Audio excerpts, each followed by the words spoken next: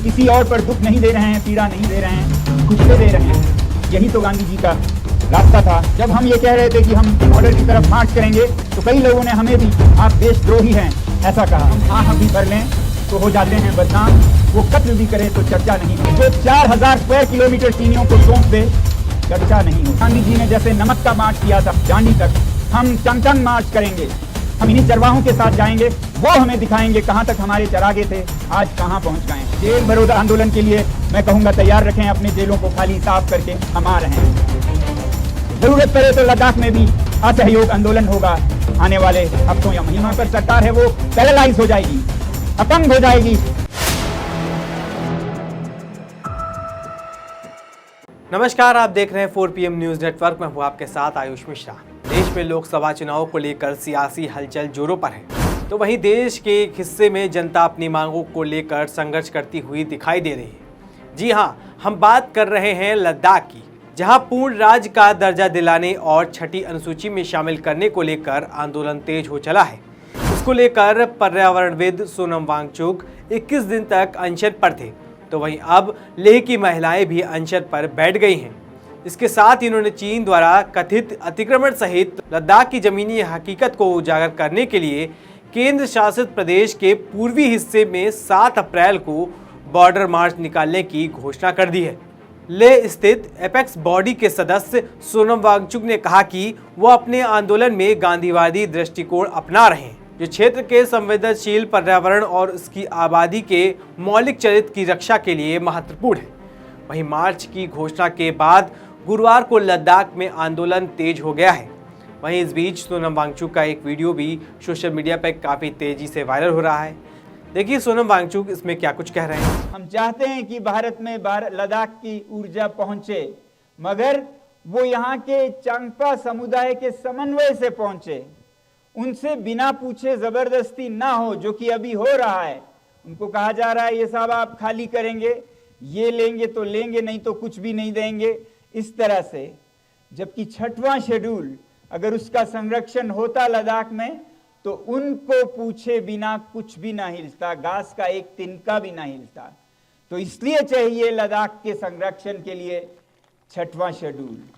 वो जरूर देंगे, क्यों नहीं देंगे। बिजली, लद्दाख की जो धूप है वो भारत के साथ क्यों ना बांटे, मगर वो अपनी मर्जी से जहां उनके चरागे कम और ऊर्जा ज्यादा है उस तरह से देंगे, मगर आज उनसे छीना जा रहा है उनसे बिना पूछे।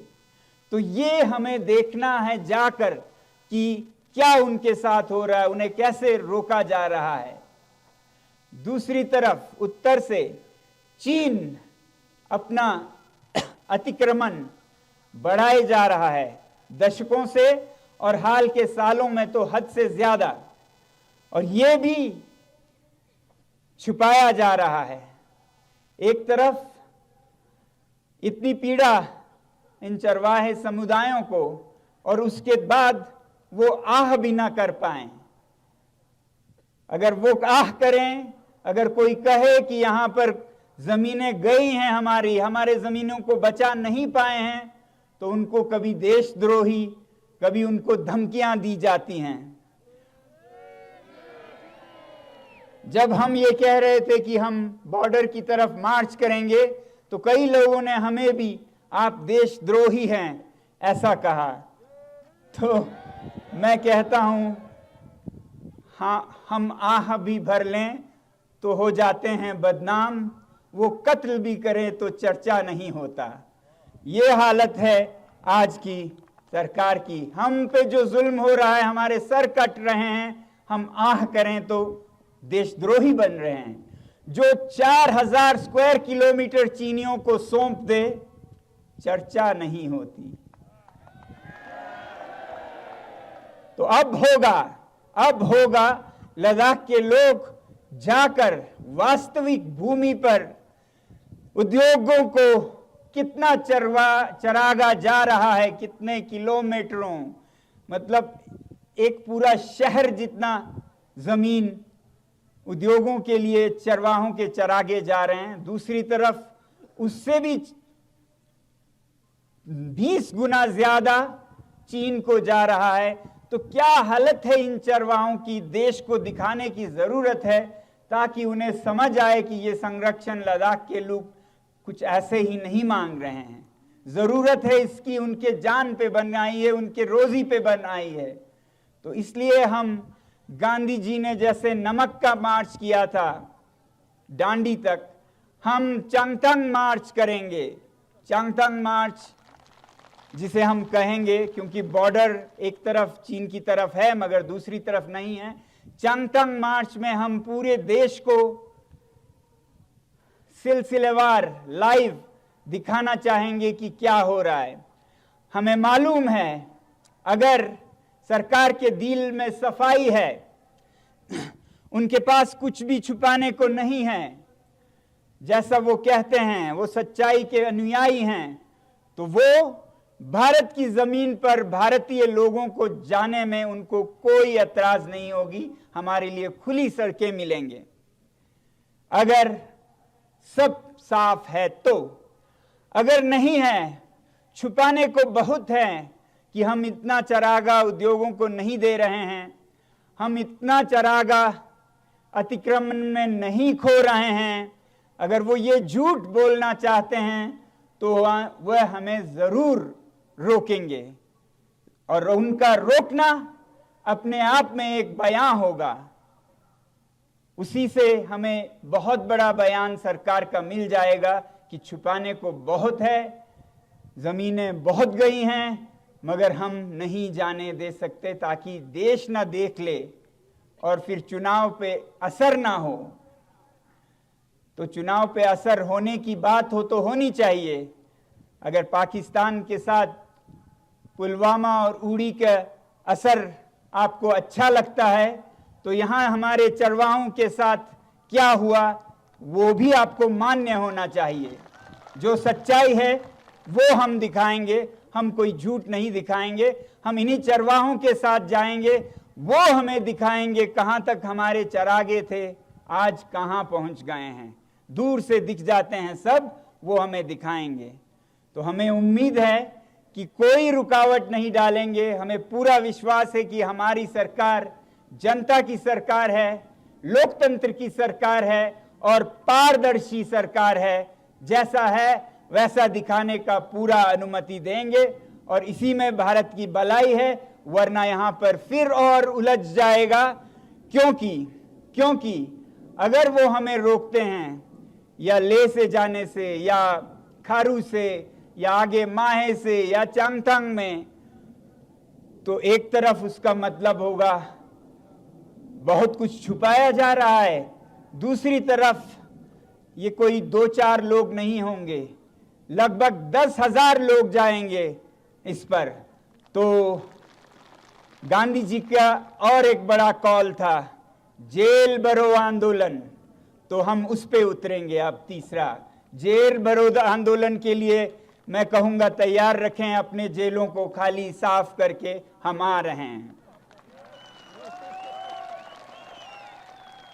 ये जेल भरो आंदोलन से अभी की ही सरकार ने बहुत लाभ उठाया, क्योंकि गांधी जी के दिखाए इन रास्तों पर बहुत सारे देश चले। दक्षिण अफ्रीका में नेल्सन मंडेला, उत्तर अमेरिका में उनका जो रंग भेद के प्रति आंदोलन था उसमें मार्टिन लूथर किंग, उन सब ने गांधी जी से सीखा। और एक सीखने वाले थे अन्ना हजारे जी।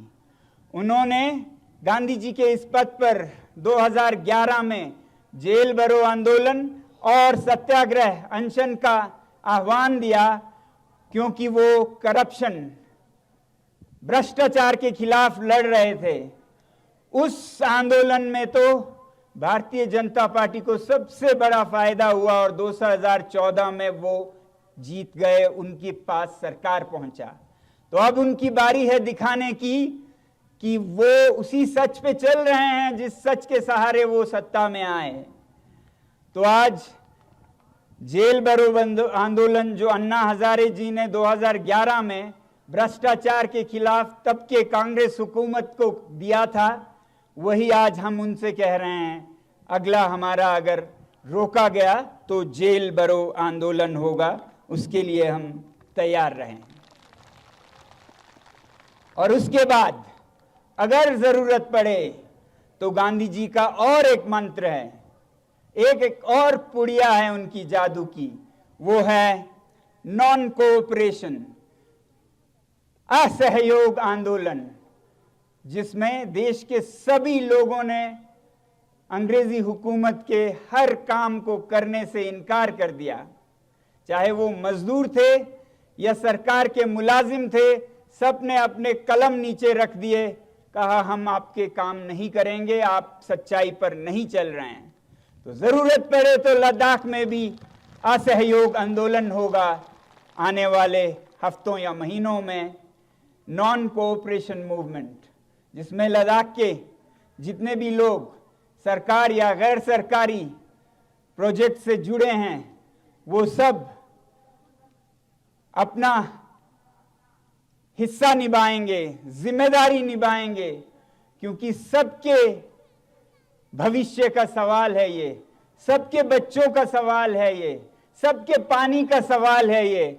ऐसा नहीं है कि जो यहाँ इस आंदोलन में जुड़े हैं उनके पास आगे पीछे खाने को कुछ भी नहीं है, घर परिवार और सब कुछ सिर्फ सरकारी मुलाजिमों के साथ है।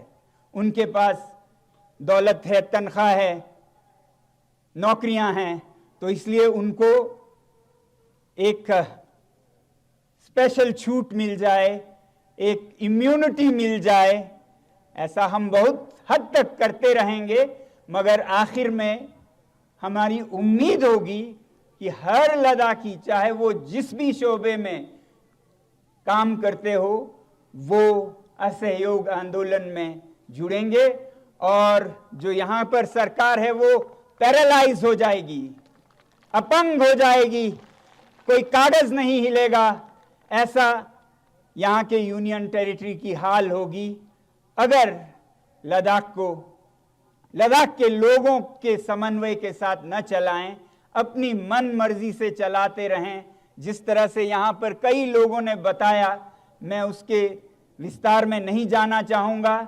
मैं विनती करूँगा यूटी एडमिनिस्ट्रेशन के अफसरों से वो हिंदी अनुवाद ले लद्दाखी भाषणों का, जिसमें कहा गया कि यूटी के जो 6,000 करोड़ है वो जनता तक तो नहीं पहुंचता है, मगर किन किन बातों पे खर्च किया जाता है, किन किन बेशर्मी से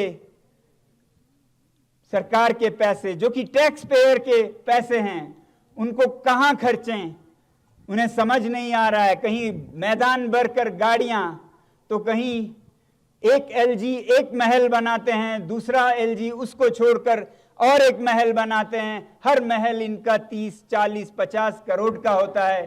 और